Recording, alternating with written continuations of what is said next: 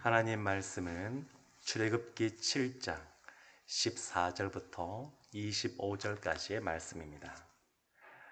출애굽기 7장 14절부터 25절까지의 말씀입니다.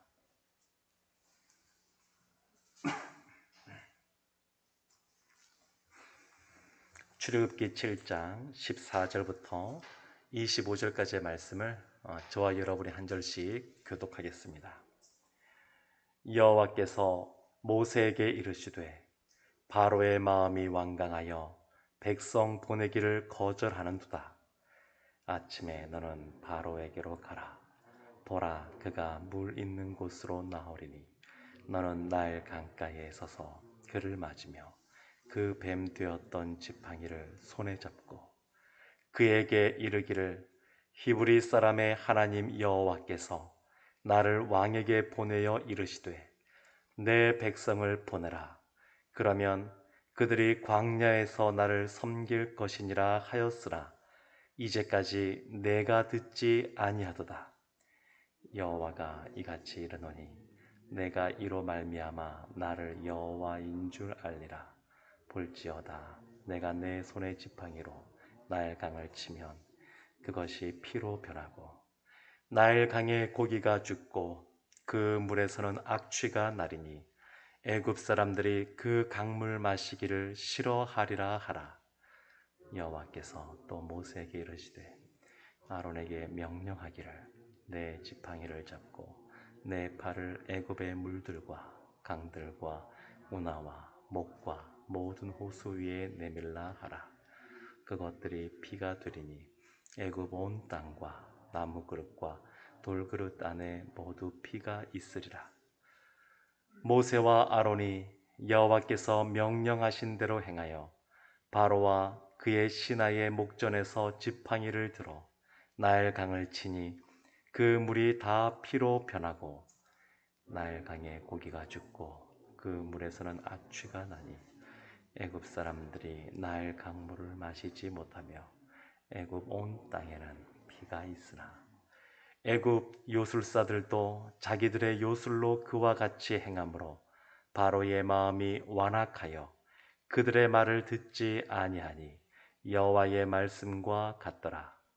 바로가 돌이켜 궁으로 들어가고 그 일에 관심을 가지지도 아니하였고 애굽 사람들은 나일 강물을 마실 수 없으므로 나일 강가를 두루 파서 마실 물을 구하였더라. 여호와께서 나일 강을 치신 후 이레가 지나니라. 아멘. 오늘 본문의 말씀부터 하나님이 애굽의 10가지 재앙을 시작하셨습니다. 이 10가지 재앙을 보게 되면 여러 가지 구분할 수 있는 특징적인 것들이 여러 가지가 있습니다. 그 중에 하나가 뭐냐면 첫 번째 재앙부터 9번째 재앙, 그리고 마지막 10번째 재앙은 여러 가지 면에서 구분이 됩니다. 10번째 재앙 앞에 유월절 규례에 대한 내용이 나오고 그 다음에 10번째 재앙이 있고 그 다음에 또 유월절과 관련된 그런 규례가 나옵니다. 그래서 이 10번째 재앙은 특별하게 하나님께서 말씀하시고 행하시는 것을 볼 수 있습니다. 그래서 첫 번째 재앙부터 9번째 재앙까지는 이 모든 것들이 10번째 재앙을 향하여 나아가고 있다. 그러니까 이 모든 것들이 흐름이 있는데 그것이 10번째 재앙을 향하고 있다. 이렇게 보시면 됩니다.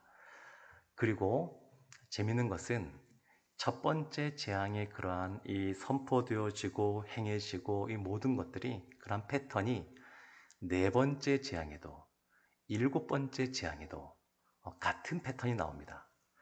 두 번째 재앙의 내용은 5번째, 8번째 그 재앙과 같은 패턴이 나오고 그리고 세 번째 재앙은 6번째, 9번째 재앙과 같은 패턴입니다. 그래서 첫 번째, 두 번째, 세 번째가 하나로 묶여지고 네 번째, 5번째, 6번째가 하나로 묶여지고 7번째, 8번째, 9번째가 하나로 묶여져서 살펴볼 수도 있습니다. 또 다른 식으로 볼 수도 있습니다. 첫 번째 재앙부터 다섯 번째 재앙까지는 자연재해와 관련된 것이고, 여섯 번째와 일곱 번째부터는 인적인 피해가 이제 발생이 되고, 여덟 번째부터는 이 국가적인 그러한 재난으로서의 모습도 나타납니다. 그러나 이 모든 것들에 대해서는 이것이 다 목적이 있습니다. 하나님께서 이것을 행하실 때 그냥 행하신 것이 아니라 이 열 가지 재앙은 하나님이 목적을 갖고 무엇보다 애굽을 심판하시면서 이 모든 것들을 행하셨습니다. 오늘 본문에 보게 되면 15절에 이런 표현이 나옵니다. 아침에 너는 바로에게로 가라. 모세에게 하나님이 아침에 바로에게 가는데 어디로 가라고 말하냐면 15절 그 뒤에 보면 보라 그가 물 있는 곳으로 나오리니 너는 나일 강가에 서서 그를 맞으며 그 뱀 되었던 지팡이를 손에 잡고. 나일 강가로 가면 바로를 만날 것이다, 이렇게 말하고 있습니다. 하나님이 첫 번째 재앙으로 이 나일강이 이 강물이 피가 되게 하시는데, 하나님께서 이와 같이 이 나일강이 피로 변하는 이러한 재앙은 이것이 단순히 모세 때 그 아기들을 나일강에 던져서 죽였던 그러한 것에 대한 보복으로서만 행하신 것이 아니라 하나님이 이와 같이 행한 목적에 대해서, 이유에 대해서 설명하고 계십니다. 근데 이 바로가 아침에 나일강에 갔다라고 하는 것을 좀 눈여겨볼 필요가 있습니다. 왜 바로가 나일강에 아침에 갔을까? 아침마다 갔거든요. 왜 매일 아침마다 바로가 나일강에 갔을까? 이집트는 태양신을 섬기는 것을 주로 했습니다. 태양신 나를 섬겼는데 그것만이 아니라 코브라 같은 그런 뱀도 섬겼고, 그리고 여기 10가지 재앙이 나오는데 이것들이 다 이 애굽에서 섬기던 그런 신들입니다. 여기는 다신교기 때문에 신들입니다. 나일강과 관련해서도 세 신이 있습니다. 제일 그 유명한 신이 하피라고 하는 신인데, 애굽의 그 나일강이 범람을 합니다. 홍수가 나고 하면 범람을 하게 되는데, 이것이 주기적으로 있다 보니까 그 범람과 관련된 그것을 주관하는 신이 있다라고 생각했습니다. 그 신이 하피다 이라고. 그렇게 범람하다 보니까 나일강 끝에 삼각주가 아주 비옥한 토지가 되었다 생각도 하고 그러고 있습니다. 또 있습니다. 그 애굽의 그러한 나일강 주변에 그 대지를 또 관장하는 오시리스라고 하는 신도 있다. 그들은 그렇게 믿고 섬기고 있었습니다. 뿐만 아니라 나일강 전체를 수호하는 수호신이 있었는데 그 신이 크눔이라는 신입니다. 그런데 이 바로가 아침마다 나일강 가서 뭘 했냐면 나일강을 수호하는 그 크눔이라는 신에게 제사를 지내는 겁니다. 대제국의 황제인데 매일 아침마다 그 나일강에 가서 제사를 지내면서 떠오르는 태양, 그 태양을 보면서, 그리고 그 나일강을 관장하는 그 신에게 늘 이 제국 가운데 풍요를 달라고 그렇게 제사를 지내는 겁니다. 우리가 매일 이렇게 새벽에 주 앞에 나와서 예배드리고 기도하고 하는데 이 바로는 빠지지 않고 늘 그렇게 행하는 겁니다. 그래서 이 모세가 이곳에 갔을 때 쉽게 이 바로를 만날 수 있는 그런 계기가 되었습니다. 근데 하나님께서 이런 바로에게 또 모세에게 분명하게 왜 이와 같은 이 심판이 임하는지를 설명하고 있는데 16절에 이렇게 나와 있습니다. 그에게 이르기를 히브리 사람의 하나님 여호와께서 나를 왕에게 보내어 이르시되 내 백성을 보내라. 그러면 그들이 광야에서 나를 섬길 것이니라 하였으나 이제까지 내가 듣지 아니하도다. 하나님이 말씀하심 내 백성을 보내어 나를 경배하게 하라, 예배하게 하라, 이 말을 듣지 않아서 그렇다 라고 그 첫 번째 이유에 대해서 말씀하고 있습니다. 그런데 이것만이 아닙니다. 하나님께서 이와 같이 심판을 행하셨음에도 불구하고 바로의 반응이 어떠냐면 22절과 23절에 이와 같이 나와 있습니다. 애굽 요술사들도 자기들의 요술로 그와 같이 행함으로 바로의 마음이 완악하여 그들의 말을 듣지 아니하니 여호와의 말씀과 같더라. 바로가 돌이켜 궁으로 들어가고 그 일에 관심을 가지지도 아니하였고, 바로가 마음이 완악해졌습니다. 이 요술사들이 요술로 나일강 그 강물을 떠와서 피가 되게 했는데, 근데 이것과 모세가 행한 것은 큰 차이가 있습니다. 첫 번째는 범위입니다. 그냥 조금 떠와서 그것을 요술로, 마술로 피가 되게 하는 것. 근데 그 정도가 아니라 나일강 전체 가운데 그와 같은 일이 벌어진 것이고, 또 하나 중요한 것은 뭐냐면 이 요술을 행한 사람들은 그것을 다시 돌이킬 수가 없습니다. 그런데 이 하나님은 모세를 통하여 다시 피가 되었던 이 나일강을 다시 원래 물로 돌릴 수가 있습니다. 거기에서 큰 차이점이 있습니다. 근데 바로는 그런 것은 눈에 들어오지 않습니다. 본인이 보고 싶은 것만 보고 듣고 싶은 것만 듣다 보니까 23절 나왔던 것처럼 관심을 가지지 않습니다. 관심을. 애굽의 그러한 백성들 입장에서는 갑자기 이와 같이 어려운 심판이 그들 가운데 주어진 겁니다. 그런데 바로는 거기에도 관심을 두지 않습니다. 나와는 상관없니다. 없는 일이다 생각하고 관심을 두지 않습니다. 이와 같이 이 하나님이 첫 번째 재앙부터 시작하시는데, 이것은 단순히 이것은 나일강이 피로 변했던 하나의 재앙이다, 이것만이 아닙니다. 여기에는 더 큰 하나님의 큰 그림이 있습니다. 17절에 보면 이렇게 나와 있습니다. 여호와가 이같이 이르노니 내가 이로 말미암아 나를 여호와인 줄 알리라. 하나님이 여호와인 줄 알게 하는 것이 보다 큰 목적입니다.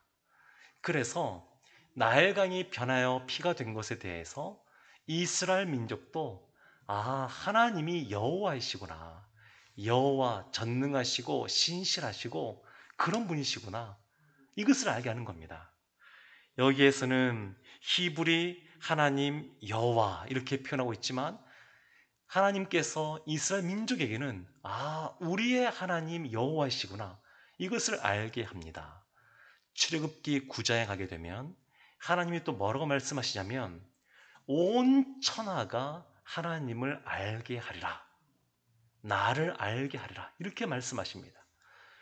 좁게는 히브리 민족 가운데 하나님이 여호와인 걸 알게 하시고, 더 넓히면 그뿐만이 아니라 애굽의 사람들이, 더 나아가서 보게 되면 하나님이 약속하신 가나안 땅, 그 약속의 땅에서도 이 소문들이 이미 다 퍼지는 겁니다.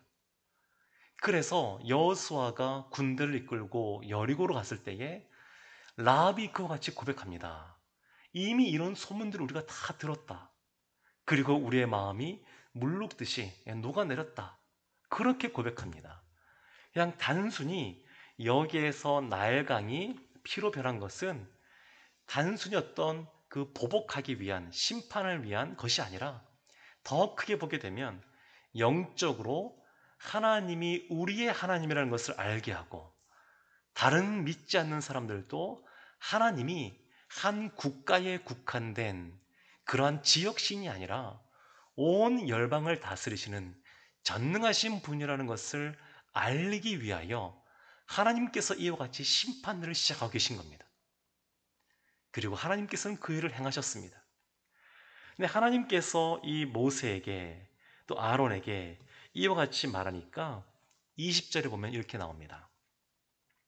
모세와 아론이 여호와께서 명령하신 대로 행하여 모세와 아론이 하나님이 말씀하신 대로 행하였습니다.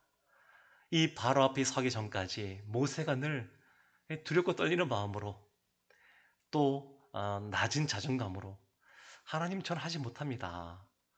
그렇게 이해할 때 내가 바로에게 너를 신과 같이 만들어 주겠다. 이렇게 말씀도 해주셨고 그리고 그 말씀 듣고 이제 모세가 하나님 앞에서 행할 때에 말씀대로 행합니다. 목숨이 위험한 상황이기도 합니다. 바로가 마음만 먹으면 모세와 아론은 그 자리에서 죽임을 당할 수밖에 없는 그러한 상황입니다. 우리가 주님의 사명을 감당할 때는 이것은 단순히 우리가 눈에 보이는 어떤 사역을 감당한다. 그런 차원도 있지만 그것보다 훨씬 더 큰 그림이 있는데 그것이 뭐냐면 하나님께서 말씀하신 영적 전쟁 가운데 우리가 있다는 겁니다. 그러니까 어떤 현상을 바라볼 때, 사건을 바라볼 때 그 뒤에 하나님께서 어떠한 것을 계획하고 계시고 어떠한 것을 우리에게 보여주길 원하시고 우리와 함께 하시는지 우리가 늘 관심을 기울 필요가 있습니다. 우리는 영적으로 하나님이 주신 사명을 감당하는 사람들은 전쟁 가운데 있는 사람들입니다. 며칠 전에 연락을 좀 받았습니다.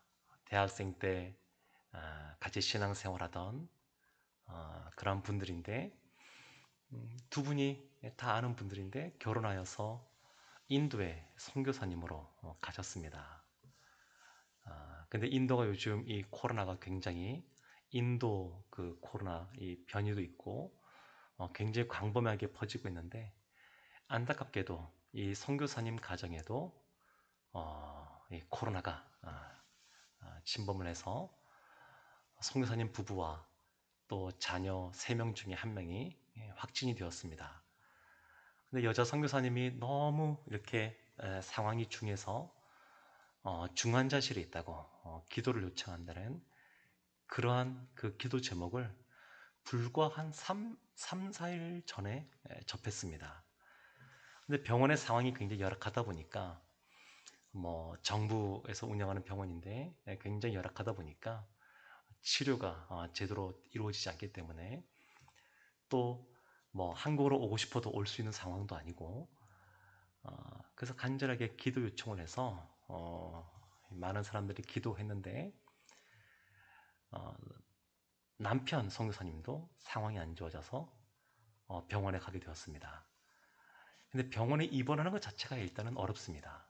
사람들이 너무 많아서 입원 자체가 잘 안 되고 그러다가 간신히 중환자실까지 가게 되었습니다. 여자 선교사님이 훨씬 중하다 그랬는데 갑자기 상황이 더 안 좋아져서 남자 선교사님이 어제 하나님의 부름을 받았습니다. 그리고 여자 선교사님도 어떻게 될지 잘 모르겠고 아직까지 어린 자녀는 3명이 있고 이 소식을 이제 접하면서 기도하고 있었는데 우리가 하나님께 받은 사명을 감당하는 것은 때로는 우리가 이 땅에서는 다 이해하지 못하는 그러한 일들도 벌어질 수가 있고 그렇지만 중요한 것은 뭐냐면 이 모든 것이 다 하나님의 큰 그림 안에 있다는 것입니다. 그러니까 신앙생활을 가면서 우리가 가져야 될 것은 뭐냐면 우리가 이 땅을 살아가는 모든 것이 다 하나님의 인도하심 속에 있는 것이고 그리고 우리가 하나님께 주신 사명을 감당할 때 때로는 그것을 완수하기까지 우리의 생명을 다하여 그것을 위하여 달려가야 된다라는 것입니다. 이 모든 것들은 우리가 다 이해는 못하지만 그러나 하나님께서는 수백 년 동안 종살이하던 그 애굽에 있던 그 이스라엘을 구원해 내시고 이때 이 사람들은 다 몰랐지만 40년의 세월이 지나서 그 요단강을 건너 여리고성에 들어가고 또 그들과 전쟁을 벌이면서 하나님께서 이미 오래전부터 계획하셨던 일들을 행하셨다는 것을 이들이 깨닫게 됩니다. 사랑하는 성도 여러분, 이 애굽의 이러한 재앙은 단순히 하나님이 그냥 심판하시는 걸로 그치지 않습니다. 이 모든 걸 통하여 하나님을 알게 하십니다. 때로는 하나님의 사람들로 하나님 말씀에 순종하는 삶을 살아도 우리가 이 땅에서 볼 때는 이해하기 어려운 일들을 겪기도 합니다. 그러나 하나님께서는 이 모든 것, 하나님의 사람들의 영적인 그러한 치열한 전쟁을 통하여 하나님 나라가 확장되게 하시고 결국 예수 그리스도가 다시 이 땅 가운데 재림할 때 하나님 나라를 완성시키실 겁니다. 우리가 오늘 한 날도 살아갈 때 늘 영적으로 깨달라고, 그리고 하나님 말씀에 모세와 아론처럼 순종하게 해달라고, 혹 거기에 대한 자신감이 없고 그리고 능력이 없다고 생각할 때마다 하나님께 간구하는 모습으로 나아가면 우리를 누구보다 잘 아시는 하나님께서 우리를 살피시고 우리에게 힘을 주시고 우리에게 감당할 능력을 주실 줄로 믿습니다. 늘 하나님 말씀대로 살아가시는 우리가 되기를 주님의 이름으로 축원합니다. 기도하겠습니다. 하나님, 하나님께서 하나님의 일을 행하실 때 우리가 기꺼이 또 기쁘게 하나님 말씀에 순종하는 삶을 살게 하여 주시옵소서. 세계 각지에서 하나님이 주신 그러한 선교의 삶을 갖고 살아가고 있는 우리 선교사님들도 하나님 특별히 기억하여 주시고 보호하여 주시고 지켜주시고 함께하여 주시옵소서. 예수님의 이름으로 기도합니다. 아멘.